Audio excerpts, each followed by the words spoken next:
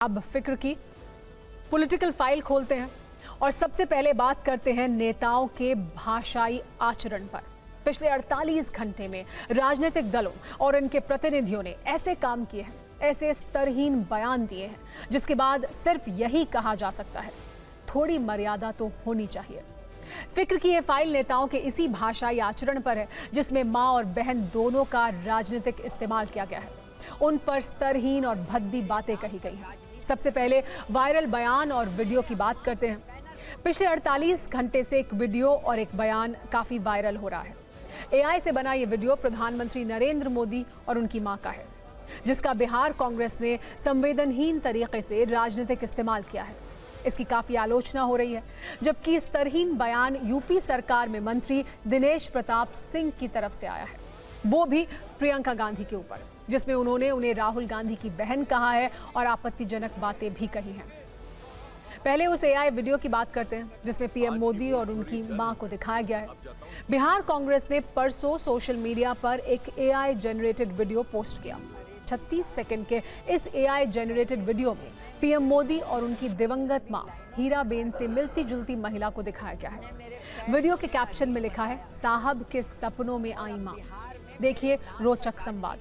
इस वीडियो में प्रधानमंत्री के सपने में उनकी मां आकर कह रही हैं कि राजनीति के लिए कितना गिरोगे। इस वीडियो में यह दिखाने की कोशिश है कि पीएम मोदी अपनी मां का राजनीतिक इस्तेमाल करते हैं। एक बार उस वीडियो को देखिए, फिर आगे बढ़ते हैं।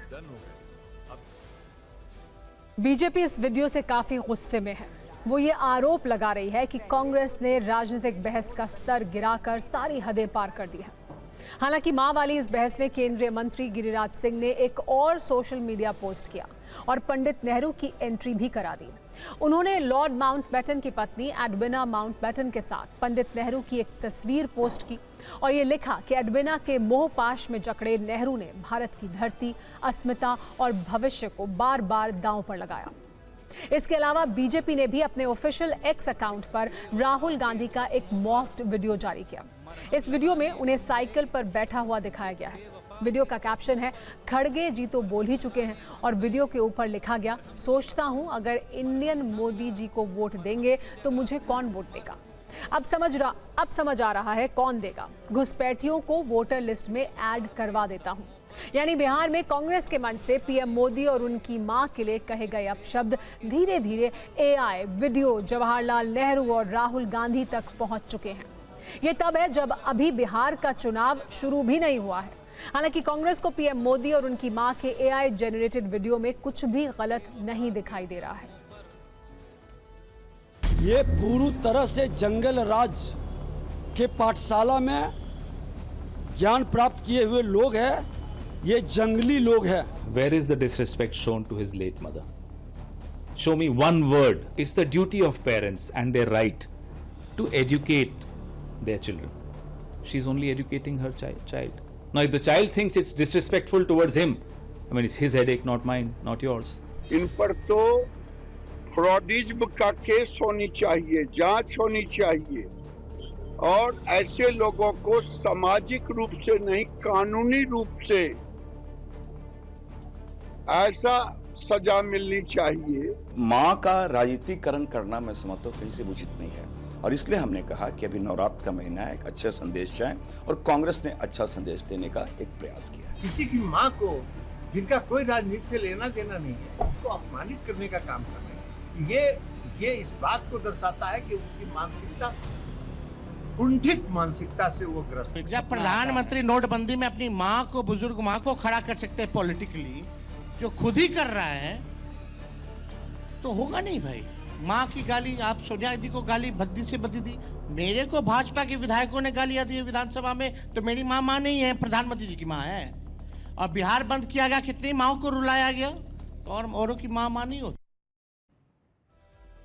पीएम मोदी और उनकी मां के लिए जिस एआई वीडियो का इस्तेमाल हुआ है, वो इस विवाद के केंद्र में है। पीएम की मां अब इस दुनिया में नहीं है, उनका राजनीति से कोई लेना देना नहीं था, इसलिए उनकी मां का वीडियो बनाकर पीएम मोदी को राजनीतिक रूप से टारगेट करने से बीजेपी क्रोधित है। पीएम मोदी के एआई वीडियो को लेकर बीजेपी मर्यादा की बात कर रही है, लेकिन राजनीति में लक्ष्मण रेखा लांघने का ये एक तरफा मामला नहीं है। बीजेपी नेता भी पीछे नहीं है। यूपी सरकार में एक मंत्री हैं दिनेश प्रताप सिंह। उन्होंने प्रियंका गांधी पर बेहद स्तरहीन बातें कही हैं। प्रियंका की हंसी का मजाक उड़ाते हुए उनकी तुलना रावण की बहन शूर्पणखा से की है। दिनेश प्रताप सिंह ने यह बयान एक प्रेस कॉन्फ्रेंस में दिया। इस दौरान उनके टारगेट पर पूरा गांधी परिवार था।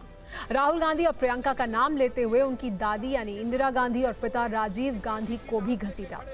प्रियंका पर राक्षस जैसा अट्टहास करने का आरोप लगाया। दिनेश प्रताप सिंह के इन शब्दों पर अब विवाद हो रहा है। एक बार उनका वो वायरल बयान आपको भी सुनना चाहिए।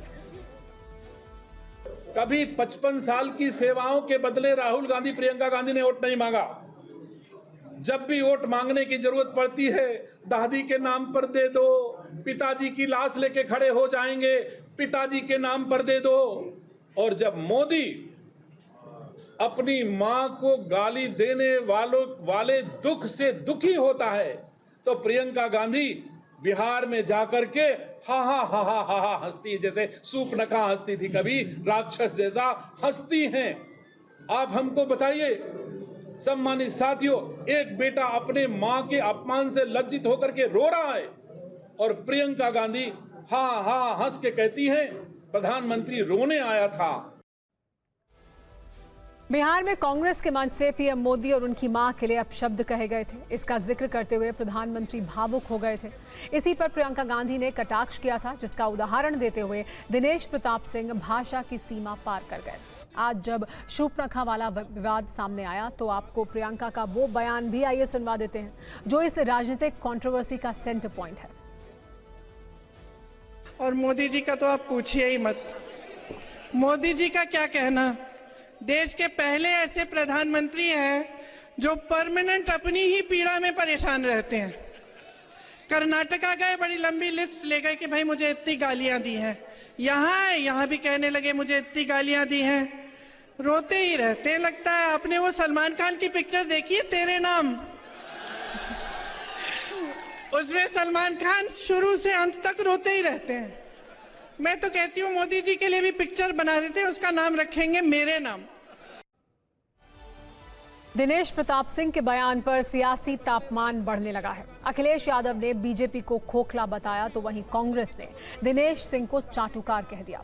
वैसे जिस दिनेश प्रताप सिंह को आज गांधी परिवार पर हमला करने के लिए घेरा जा रहा है, वो कभी कांग्रेस का झंडा लेकर चला करते थे। 2018 में वो कांग्रेस छोड़कर बीजेपी में चले गए। उसके बाद रायबरेली से 2019 में वो सोनिया गांधी, जबकि 2024 में राहुल गांधी के खिलाफ चुनाव भी लड़ चुके हैं। हालांकि वो कांग्रेस में भी रहे हैं और हमारे साथ थे तब ठेकेदारी करते थे। भारतीय जनता पार्टी के लोगों के पास काम नहीं है, ये काम दिखाने को नहीं, खोखले हो गए हैं। जैसे 400 करोड़ की सड़क बनी, बीजेपी के लोग ऊपर से चमकते हुए दिखाई देते हैं, अंदर से खोखले हैं। ये खोखले लोग हैं, जो कमजोर लोग हैं, जो जनता के लिए काम नहीं बता पा रहे हैं, वो इसी तरह का भाषा व्यवहार इस्तेमाल करेंगे।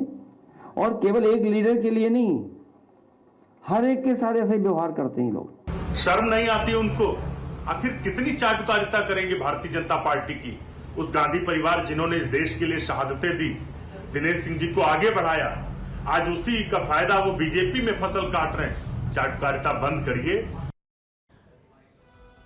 दिनेश प्रताप सिंह के टारगेट पर सिर्फ प्रियंका ही नहीं बल्कि उनके भाई राहुल गांधी भी रहे। इस बार जब राहुल गांधी अपने संसदीय क्षेत्र रायबरेली के दौरे पर पहुंचे तो पहले दिन से दिनेश प्रताप सिंह एक्शन मोड में थे। रायबरेली पहुंचते ही पहले उनके काफिले के सामने धरना दिया, वोट चोरी के आरोपों को लेकर उनका विरोध किया और जब दिशा यानी district development coordination and monitoring committee की मीटिंग हुई तो उसमें दिनेश प्रताप सिंह राहुल गांधी से उलझ गए। दोनों के बीच तीखी बहस हुई, जिसका वीडियो वायरल हो रहा है।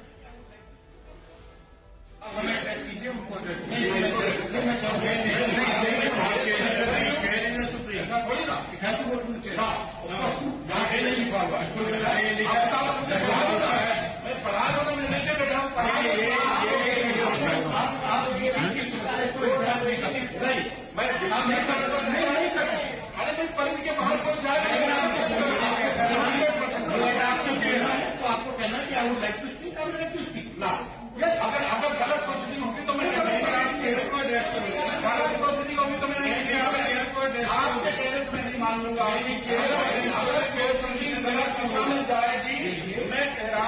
अगर ये परिधि में है, दिशा में बंद है, तो करो ना।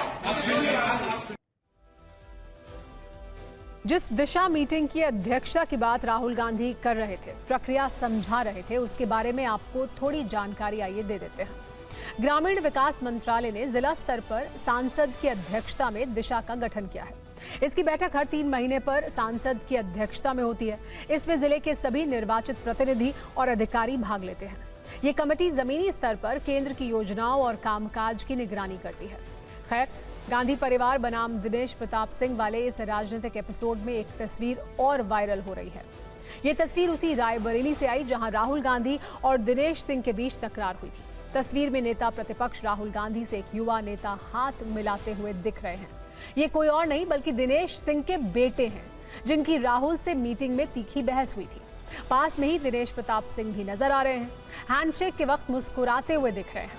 ये तस्वीर वायरल हुई तो तरह तरह के सवाल होने लगे, कमेंट लिखे जाने लगे। तो दिनेश प्रताप सिंह ने सोशल मीडिया पर लंबा चौड़ा पोस्ट लिखा।